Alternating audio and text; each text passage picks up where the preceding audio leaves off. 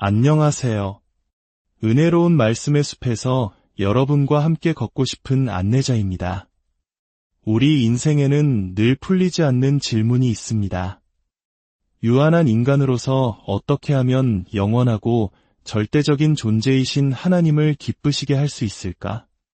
이는 모든 신앙인의 마음속 깊은 곳에 자리한 근본적인 물음일 것입니다. 오늘 우리는 이 중대한 질문에 대한 답을 찾아가는 여정을 떠나려 합니다. 본격적인 여정을 시작하기에 앞서 잠시 여러분의 도움이 필요합니다. 만약 이 말씀이 여러분의 마음에 작은 울림이라도 준다면 좋아요를 통해 더 많은 이들에게 이 빛을 나눌 수 있도록 도와주십시오. 또한 구독을 통해 저희와 함께 이 귀한 지혜를 찾아가는 공동체의 일원이 되어주시길 바랍니다. 여러분의 작은 손길 하나하나에 하나님의 축복이 깃들기를 기도하며 이제 말씀 속으로 깊이 들어가 보겠습니다. 오늘 우리가 함께 묵상할 말씀은 히브리서 11장 6절입니다. 믿음이 없이는 하나님을 기쁘시게 하지 못하나니 하나님께 나아가는 자는 반드시 그가 계신 것과 또한 그가 자기를 찾는 자들에게 상 주시는 이심을 믿어야 할지니라. 성경은 단호하게 선언합니다. 믿음이 없이는 하나님을 기쁘시게 하는 것이 불가능하다라고 말입니다. 하지만 우리 주변을 돌아보면 또 우리 자신을 돌아보면 얼마나 많은 이들이 믿음 없이 살아가고 있습니까? 복음의 메시지를 듣고도 마음의 문을 닫는 이들이 너무나 많습니다. 구약의 선지자 이사야는 이렇게 탄식했습니다. 우리가 전한 것을 누가 믿었느냐? 여호와의 팔이 누구에게 나타났느냐? 이 탄식은 오늘날에도 여전히 유효한 듯합니다. 만약 믿음 없이 하나님을 기쁘게 할 수 없다면 복음을 듣고도 거부한 수많은 영혼들은 어떻게 되는 것일까요? 하나님께서 진노 중에 그들은 내 안식에 들어오지 못하리라고 맹세하셨던 과거의 역사가 반복될까 두렵습니다. 과거 이스라엘 백성이 불신 때문에 약속의 땅 가나안에 들어가지 못했던 것처럼 오늘날 수많은 사람들이 불신 때문에 복음이 주는 풍성한 안식과 특권을 누리지 못하고 있습니다. 우리는 믿음이 없는 이들을 위해 안타까워하며 기도해야 합니다.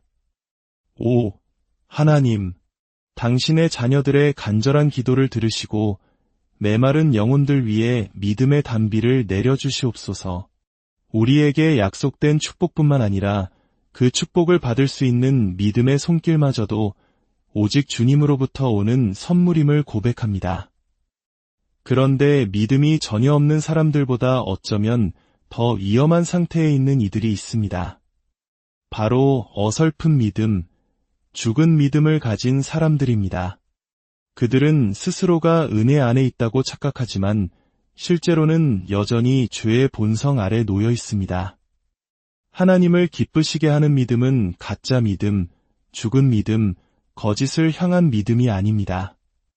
그것은 진리를 향한 믿음, 살아있는 믿음, 영적인 믿음입니다. 우리의 영혼을 구원하고 하나님 앞에서 우리를 의롭게 하는 믿음은 실제적인 믿음입니다. 많은 사람들이 무언가를 믿는다고 말하지만 진정으로 믿지는 않습니다. 그들에게 그것은 현실이 아닙니다. 네, 그 교리는 참입니다. 라고 말하며 신조를 종이에 적어 책장 맨 위칸에 올려두고는 먼지가 쌓이도록 내버려둡니다. 진정한 믿음은 삶에 영향을 미치는 것입니다. 만약 어떤 진리가 정말로 중요하고 우리가 그것을 진정으로 믿었다면 그 진리는 우리 존재의 모든 신경을 건드릴 것입니다.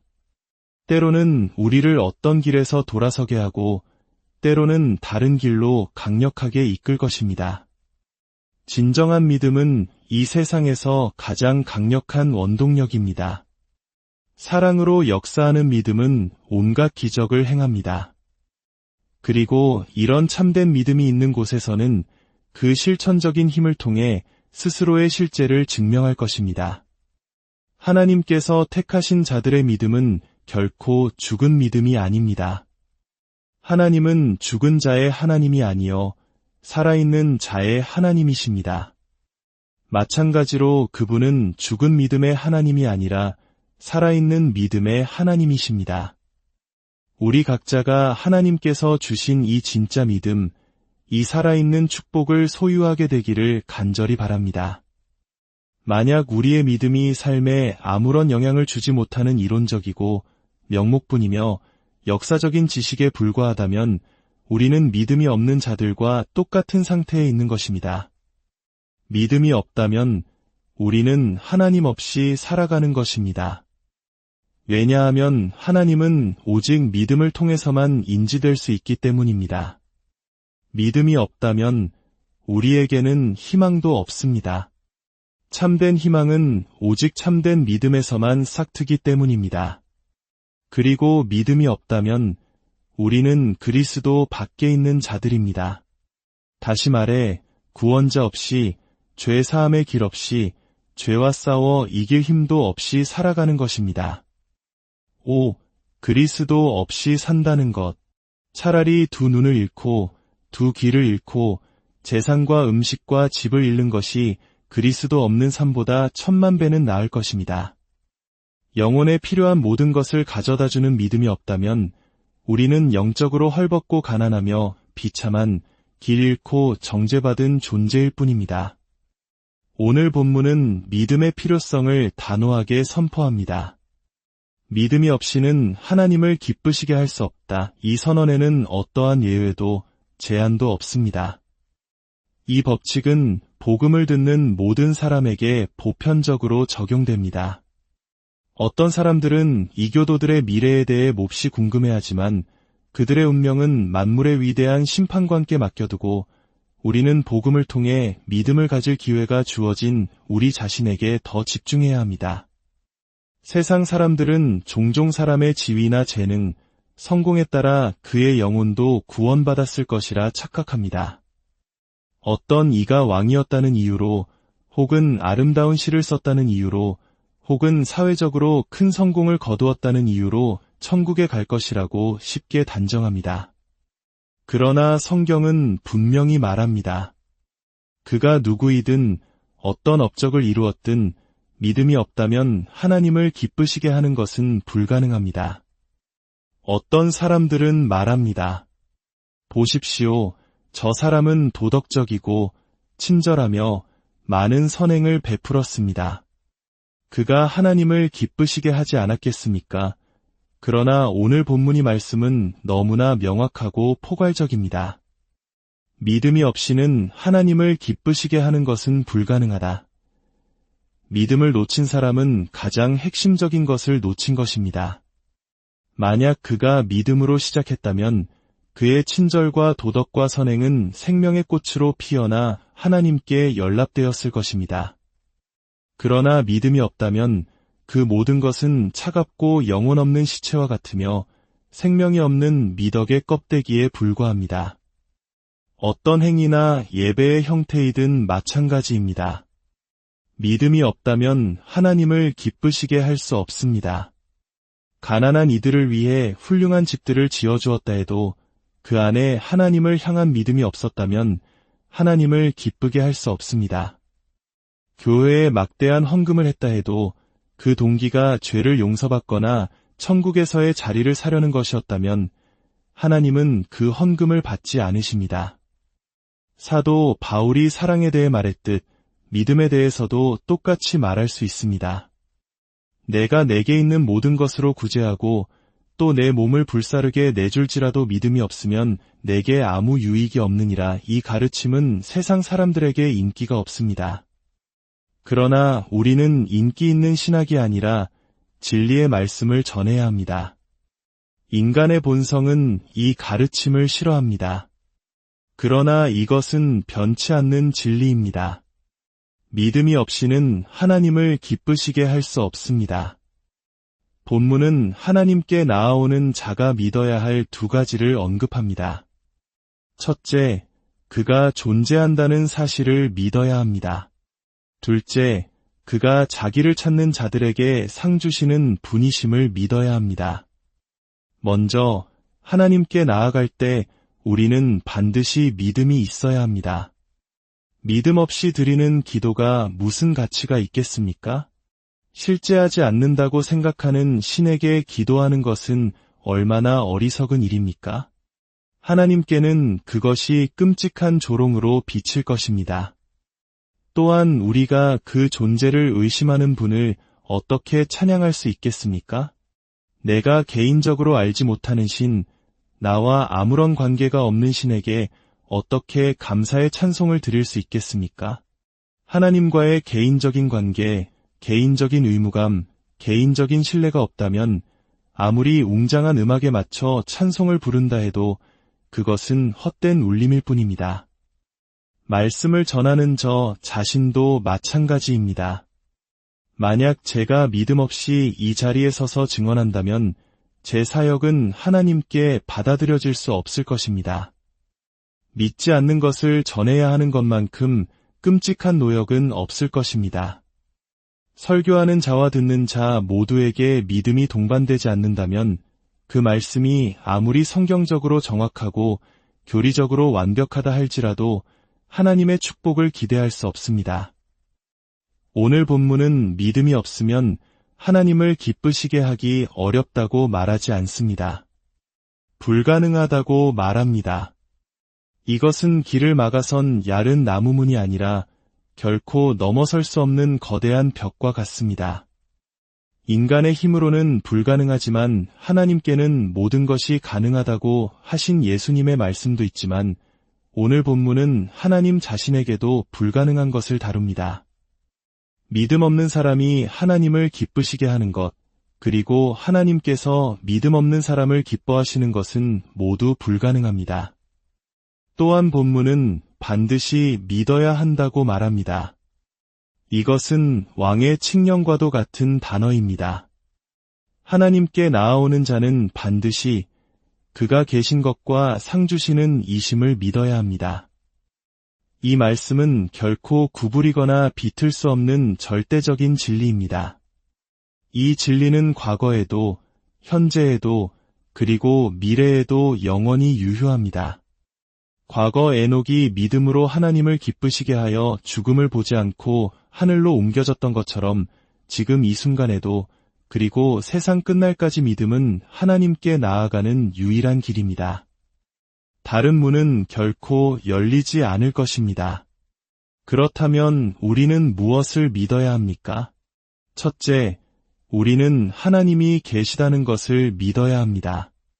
그리고 성경에 계시된 그대로의 하나님을 믿어야 합니다. 우리가 상상으로 만들어낸 우상이 아니라 전지전능하시고 공의로우시며 동시에 자비로우신 살아계신 하나님을 믿어야 합니다.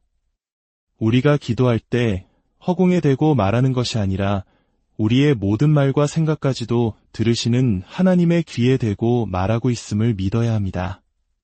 둘째, 우리는 하나님께서 자기를 간절히 찾는 자들에게 상 주시는 분이심을 믿어야 합니다. 이는 하나님을 찾는 것이 결코 헛되지 않다는 믿음입니다.